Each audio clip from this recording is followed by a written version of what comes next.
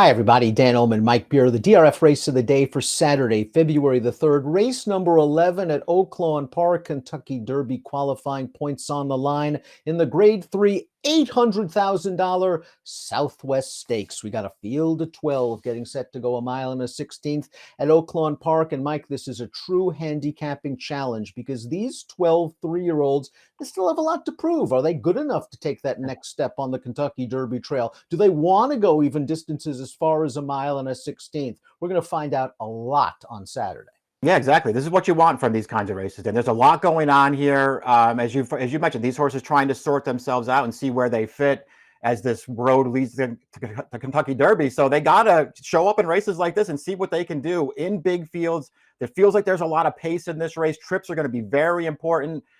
Anybody could improve at a moment's notice in here. There's a lot going on. And there's a lot going on, as you mentioned, from a pace standpoint. Our Timeform US pace projector has them all bunched up, has a big red bar. There's a fast pace expected. The number 7, Carbone, is 2 for 2 in his career. He's yet to be headed. You got to think he's going to be aggressive. Mystic Dan has some speed. Just Steel has some speed. Down to the inside, Maycox Bay went gate to wire last time out. So there might be a scrum of horses just battling for the lead going into the first turn. That's how it looks on paper, Dan. I mean, I guess you never know till they break the gate and these riders decide how they want to play it here. But just on paper, from a straight handicapping perspective, there's a lot of speed in this race. Maycox Bay, the number 1, comes off of a huge Beyer speed figure victory. Where did that 95 come from? It was an off-turf race, and non-winners at 2 life. Maycox Bay went right to the front in a race where they ran 1-2 all the way around the track, and then he devastated them in the lane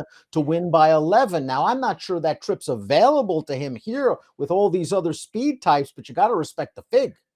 Yeah, it's probably not available to him here, Dan. We'll see what he can do now as they step him up in class again. I mean, more than anything else, you're talking about a race that's off the turf. He basically controls a moderate pace, blows the field out, and it returns this super fast figure. It was also first-time Lasix, which he doesn't get to run with on Saturday. So you have all these things swirling around this horse that make you feel like you kind of want to have him go out there and prove that he's that good. And then you look at the morning line and he's 3-1. Your decision is made for you. You don't bet this horse. I agree. I just don't think you can take him on top at 3-1. We'll see where he is at post time. Again, you could bet several horses in this race, and the public could bet several. The 2 is Charleston. This horse was claimed for $75,000 2 starts back. He's a half to a horse named Conquest Mo Money, who was second in the Arkansas Derby a few years ago. This horse did not run particularly well in his first start off of the claim, pushing the pace, tiring. They're taking the blinks off. Yeah, I mean, we'll see what he can do. I mean, he's obviously just in really, really tough in this race, just based on what he's done so far, Dan. The connections are taking a shot here off of a pretty disappointing performance last time. He looks like maybe the longest shot on the board. Magic Grant, the number 3, won the Clever Trevor Stakes, going 7/8 at Remington Park in only his second lifetime start as a maiden. He came from left field to win that race. And then the Springboard Mile last time out, he ran okay when against Otto the Conqueror. He's another horse taking incremental steps forward. He's facing a tougher field. I mean, we'll see what he can do. I don't think he's untalented. He got the maiden win 2 back. The pace is fast and competitive. He sits it out. He comes with a run through the stretch and he closes it down. That's a good thing, because he might have a fast pace in front of him here. They stretched him out in the Springboard last time. Otto the Conqueror, Glenn Gary are the 2 favorites. They're locked up on the pace together the entire way, Dan. They're dueling all the way around the track. They're both exhausted through the stretch, and this horse makes a little bit of a run at him. You want me to bet you back in this race? You got to win that one. Let's see what Mike's talking about, because here's Otto the Conqueror, another horse that can be up and on the pace in this race. He's on the outside in this Springboard Mile, and he's now won 3 in a row. They're battling all the way throughout. They are exhausted, as Mike mentioned. It's a testing, muddy track. Otto the Conqueror just a little bit better. He earned a big figure 2 starts back on a wet track. I think distance, a little bit of a question for this guy, but he's got some guts. Yeah, no, I agree with all that. I mean, I'm concerned about stretching out again. It is a bump up in class again for this horse as well. So we'll see how he handles that. And then you have the fact that he just likes to be involved right from the start. I don't know how that's going to work out for him in here either. I like him as a horse. I think he's pretty good. I just don't know if I want to bet him against this field. From California, from the Bob Baffert barn, it's Winstock. Baffert's record at Oaklawn over the years has been phenomenal. He's sending Winstock in over a victory in the Grade 2 Los Alamitos Futurity at this distance. He's won both starts around 2 turns, and this is kind of more a gritty win than anything else. Still wonder what he beat, but he got it done with an 86 buyer. He'll stay all day, but he's been forwardly placed in his 2 wins. He's going to probably have to come from out of it this time. Yeah, exactly. I mean, we'll see how it all plays out. I don't know, man. Obviously, he's improved since Baffert stretched him out in distance. It's been the key to this horse.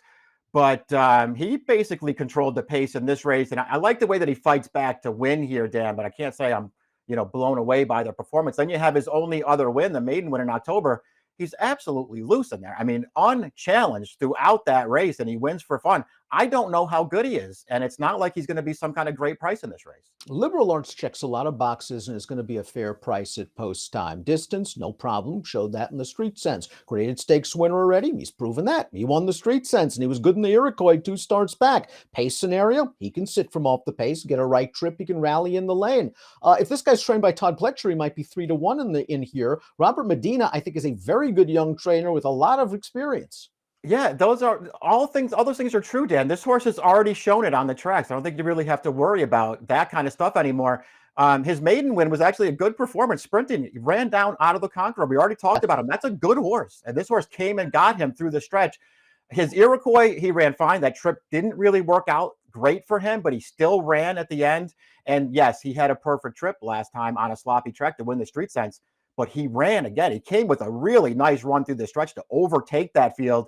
And it just feels like there's a setup coming for him in this spot. The X factor in the race is the 7 Carbone, who's raced twice, is blasted out to the front on both occasions, and has won with speed to spare, including this race going a mile. Non-winners of 2 Life, short stretch. Had to work hard in the early portion of this race to make the lead. Don't love how he's drifting out in the stretch, but he's well clear. He's earned good speed figures in both races. I'm not sure how far he wants to go. He's a Mitoli. It's a speed family. Now he's got to go another 16th of a mile against tougher competition with a fast pace scenario, but he's been impressive.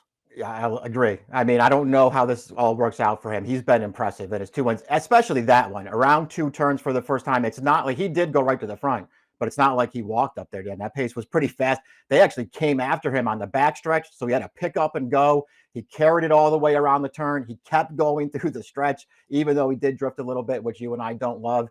Did a lot of hard work in that race. This horse is talented. I think the 8 Common Defense is a little bit of a sleeper for Kenny McPeak and Julian Leperoux. McPeak not always known for winning first time out. This horse ran pretty well to be second. Put it all together, second time out. Both races, routes coincidentally. They know distance is what he wants. And here Common Defense sits off the pace and kicks down these horses in good-looking fashion.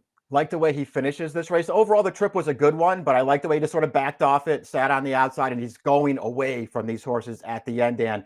Even his debut, he was the only first-time starter in that field. He got a little bit lost around the final turn, and then he was running again after that odds-on favorite on the lead. That was a pretty promising debut, I thought. He's a Caraconte who surprisingly has really good numbers with his dirt routers, and this damn family, it's all distance and dirt. I think this horse is going to run a big one here. Linebacker is the number 9. Blinkers on, this 3-star maiden. He's hit the board in all 3 starts. I think a slow break probably contributed to his defeat last time out in his 2-turn debut, and that's something that has happened to him before, so he can't afford any missteps as he leaps up in class. Yeah, he really can. I mean, I want to say it's surprising they're going to run him in here, but maybe it's not, because he actually has shown ability in his first 3 starts, and I don't love them running a maiden back in a race like this off of a little bit of a troubled trip. But he has the talent. He's going to be a price if you like him. Mystic Dan is the number 10, a winner of his second lifetime start, going 5.5 furlongs. Both subsequent route races haven't been as good, and he's got speed and could be part of this fast pace. Now, you could argue that the Smarty Jones had a fast pace and he was part of it, but so was Just Steel. And while Just Steel was digging down and just got beat, Mystic Dan got tired in the stretch. Yeah, he's one of the harder ones to like, I guess, back in this race. Although I don't think you're going to see them be as aggressive with him this time. We'll see how they decide to play it. As opposed to the horse down on the rail, though, Dan, who has the one big figure. This horse has one big figure as well, but he's going to be a price. Mr. Lucas has the 11, Just Steel, who won the Ed Brown Stakes, sprinting at Churchill Downs 2 starts back. Looked good, carried ground all the way through the turn and into the stretch, about 3-4 wide, kept on going. And the Smarty Jones, he was up close to this solid pace. He's the horse in the big white blinkers, and he turns into the stretch. He's got a huge look at this, and he's just going to get run down by Catching Freedom. I'm not sure I love the Smarty Jones as a race as a whole. I think this is a much tougher spot. But I do think this guy has some ability. I also question his distance, though. He has a kind of a sprinty female family. Yeah, I like him as a horse as well. I'm really concerned about the distance with him. And I understand why Lucas wants to give him one more shot around 2 turns here, Dan. I just didn't really like the way he was getting so tired at the end of that Smarty Jones last time. And Awesome Road's going to complete this field for Brad Cox and Florent Giroux. He's cross-centered at Turfway. He will run in this race. 5th in the Kentucky Jockey Club last time out. Kind of made an early move in a race that was won by a deep closer, but I didn't love his Breeders' Futurity 2 starts back. Maybe that was just simply a case where he was completely overmatched by Locked in the Wine Steward. Where right now he's right. Oh, back then he wasn't that kind of horse. Yeah, that's a fair way to look at it. He was pretty bad in the Breeders' Futurity. I was concerned about that, but I really liked his debut. I thought he earned that win and he got a figure for it. And I just don't like the trip that he got at any point in that Kentucky Jockey Club last time. He got really tired through the stretch. That's a little bit concerning, but he didn't get a good trip in that race, Dan. I mean, I don't really know what to do with him.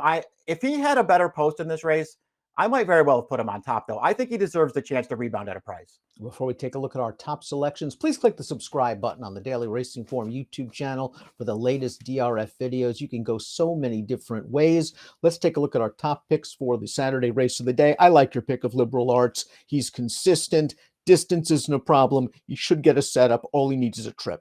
Yeah, and I just think he's right. He's really logical in here, right? But he's not the kind of who's going to get bet like he's, supposed to be one of the favorites in here, and maybe he should be. I don't know. I put him on top just because I trusted him, as we were just sort of talking about with Awesome Road. I put him second. I think he's going to be a big price in here, and I think he does deserve the chance to rebound.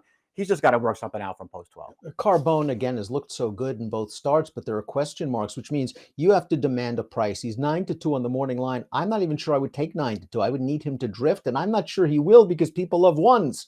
Carbone's likely to be sent out of there, but this is just a race for me where I'm really interested to see where some of these horses end up down the road. Some talented 3-year-olds in the Southwest. 7, 1, 11, and 5 for me. 6, 12, 7, 8 for Mike. It's the Grade 3 Southwest. 800 grand Kentucky Derby qualifying points on the line for most in our Saturday race of the day. Good luck.